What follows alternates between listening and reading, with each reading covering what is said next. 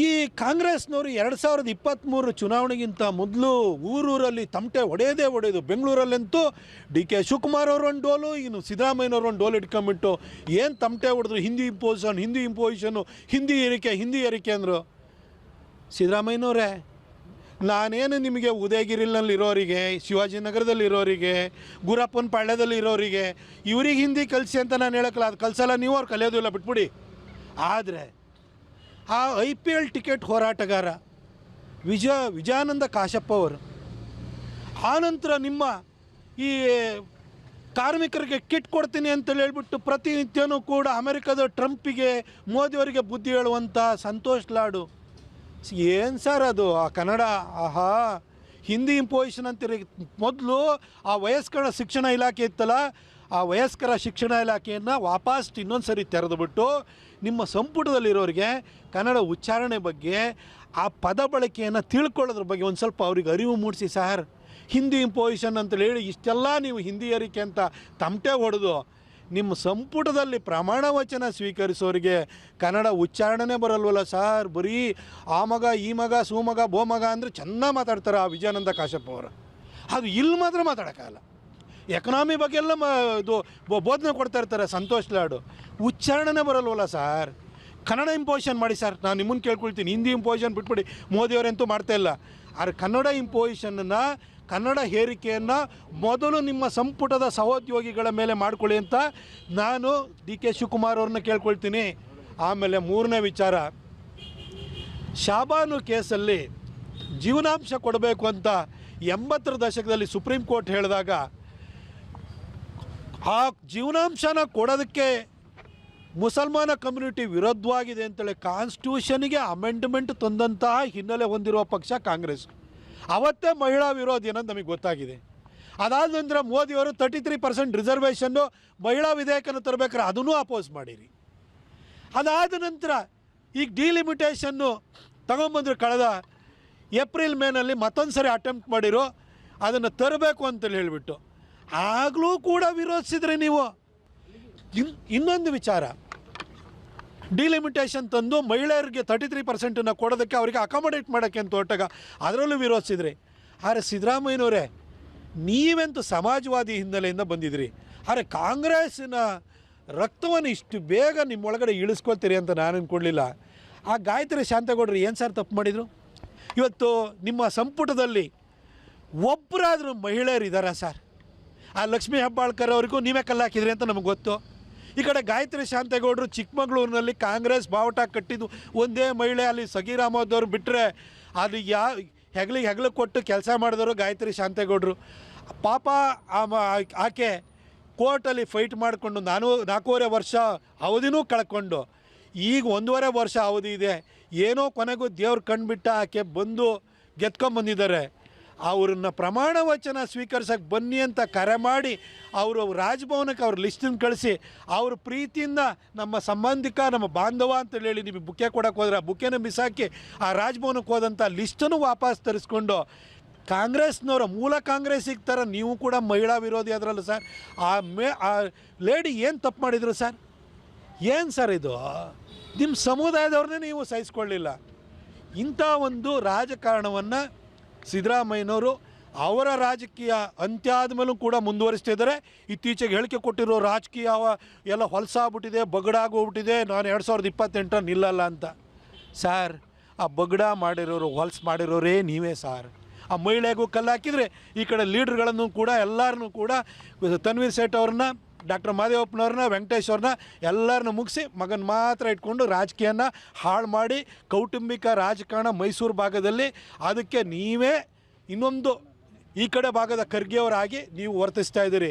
ನೀವು ಮಾಡ್ರ ಸರ್ ಹೊಲಸನ್ನು, ಬೇರೆ ಯಾರೂ ಮಾಡಿಲ್ಲ. ಮತ್ತು ರಾಜಕೀಯ ಹೊಲಸಾಗಿದೆ ಅಂತ ಹೇಳ್ತೀರಿ. ಅದನ್ನು ತಿಳಿ ಮಾಡೋ ಕೆಲಸ ನಮಗೆ ಅವಕಾಶ ಇತ್ತು, ಅದನ್ನು ನೀವು ಮಾಡಲಿಲ್ಲ.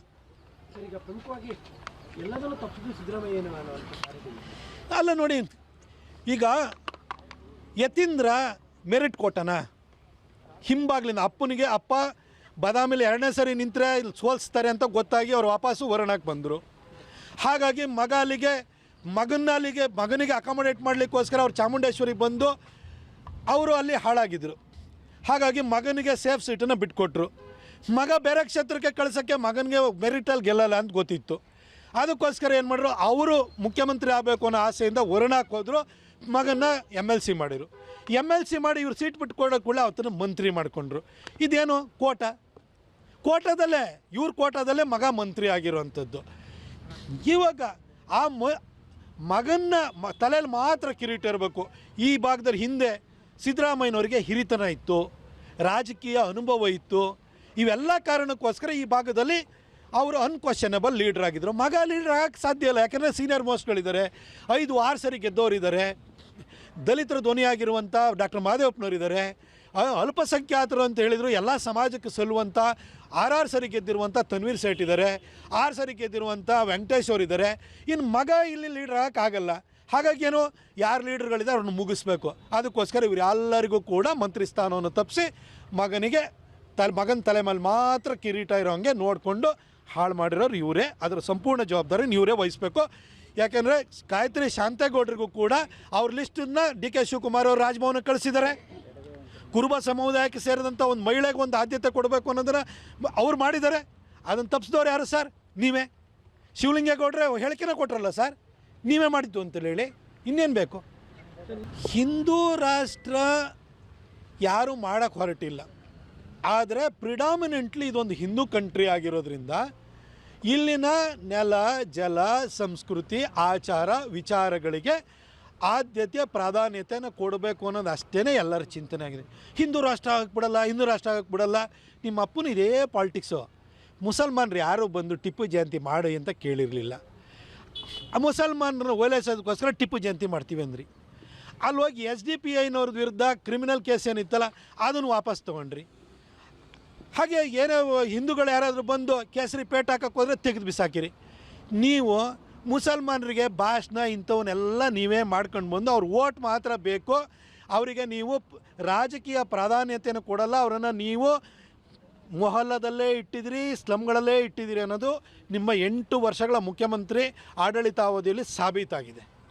ನಿಮ್ಮ ಮಗನೂ ಅಷ್ಟೇ ಈ ಮುಸಲ್ಮಾನರನ್ನು ಓಲೈಸ್ಕೊಳ್ಳೋದಕ್ಕೆ ಹಿಂದೂ ರಾಷ್ಟ್ರ ಆಗಕ್ಕೆ ಬಿಡಲ್ಲ ಅಂತ. ಗುರು ಯತೀಂದ್ರ ಅವರೇ, ನಿಮಗೆ ಸಿಕ್ಕಿರೋದು ಕೂಡ ಈ ಹಿಂದೂಗಳಲ್ಲಿರುವಂಥ ಜಾತಿ ವ್ಯವಸ್ಥೆ ಅಂತಿರಲ್ಲ, ಆ ಜಾತಿ ವ್ಯವಸ್ಥೆಯಲ್ಲಿರುವ ಕುರುಬಾ ಕೋಟಾದಲ್ಲಿ ನೀವು ಮಂತ್ರಿ ಸ್ಥಾನ ಸಿಕ್ಕಿರೋದು ಮೆರಿಟ್ ಕೋಟಾ ಅಲ್ಲ, ಅದು ನಿಮ್ಮ ಅಪ್ಪನ ಕೋಟಾ. ನೀವು ಹಿಂದುತ್ವ ಅಂತ ಯಾವಾಗಲೂ ಕೂಡ ಇಲ್ಲಿ ಜಾತಿ ವ್ಯವಸ್ಥೆ ಇದೆ ಅಂತ ಹೇಳಕ್ಕೆ ಹೋಗ್ಬೇಡಿ. ಆ ಜಾತಿ ನೀವು ಕುರುಬರಲ್ಲದೆ ಇದ್ರೆ ನಿಮ್ಗೆ ಯಾರು ಸಾರು ಕೊಡೋರು? ನೀವು ಸಿದ್ದರಾಮಯ್ಯನ ಮಗ ಅಲ್ಲಿರೋ ಅಪ್ಪನ ಕೋಟ ಜಾತಿ ಕೋಟ, ಆ ಕೋಟದಲ್ಲೇ ನೀವು ಮಂತ್ರಿ ಆಗಿರೋರು ಬಿಟ್ಟರೆ ನಿಮಗೆ ಬೇರೆ ಯಾವ ಅರ್ಹತೆಯೂ ಕೂಡ ಇಲ್ಲ ಸರ್. ದಯವಿಟ್ಟು ಇವತ್ತು ಯಾವುದು ಜನ ಕೇಳದೇ ಇದ್ದೋ ಪ್ರಚಲಿತದಲ್ಲಿರುವಂತಹ ವಿಚಾರಗಳನ್ನು ಕಾಂಟ್ರವರ್ಸಿ ಕ್ರಿಯೇಟ್ ಮಾಡಲಿಕ್ಕೆ, ಯಾರನ್ನ ಓಲೈಸೋದಕ್ಕೆ ನೀವು ಪ್ರಯತ್ನ ಮಾಡಬೇಡಿ. ನೀವು ಹಿಂದೂ ರಾಷ್ಟ್ರ ಆಗೋಕ್ಕೆ ಬಿಡಲ್ಲ ಅಂತ ನೀವು ಹೇಳೋದ್ರಿಂದ ಮುಸಲ್ಮಾನರು ಮಾರು ಹೋಗಲ್ಲ ಅನ್ನೋದು ದಾವಣಗೆರೆಯಲ್ಲಿ ಮುಸಲ್ಮಾನ ಪ್ರಾಬಲ್ಯ ಇರುವಂತಹ, ಬಾಹುಳ್ಯ ಇರುವಂತಹ ಜಾಗದಲ್ಲಿ ಅವರಿಗೆ ನೀವು ನಿಮ್ಮಪ್ಪ ಟಿಕೆಟ್ ಕೊಡದೇ ಇದ್ದಾಗಲೇ ನಿಮ್ಮಪ್ಪ ಬರೀ ಭಾಷಣಕ್ಕಷ್ಟೇ ಮುಸಲ್ಮಾನರನ್ನು ಇಟ್ಕೊಂಡಿರೋದು ಅಂತ ಗೊತ್ತಾಗಿದೆ.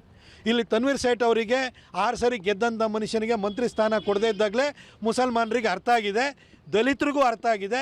ನಿಮ್ಮಪ್ಪ ಅಹಿಂದ ಅಂತ ಹೇಳೋಂಥದ್ದು ಬರೀ ತನ್ನ ರಾಜಕಾರಣಕ್ಕೆ, ತನ್ನ ಮಗನ ಉದ್ಧಾರ ಮಾಡೋದಕ್ಕೇನೋ ಗೊತ್ತಾಗಿದೆ. ದಯವಿಟ್ಟು ಇನ್ನು ಮುಂದೆ ಆದ್ರೂ ಈ ಥರ ಅಪ್ರಸ್ತುತವಾದಂಥ ವಿಚಾರಗಳನ್ನು ತಂದು ಕಾಂಟ್ರವರ್ಸಿ ಕ್ರಿಯೇಟ್ ಮಾಡೋಕ್ಕೆ ಹೋಗ್ಬೇಡಿ. ರಾಜಧಾರಿ TV, ಅಡೆತಡೆ ಇಲ್ಲದ ಪ್ರಜಾದಾರಿ.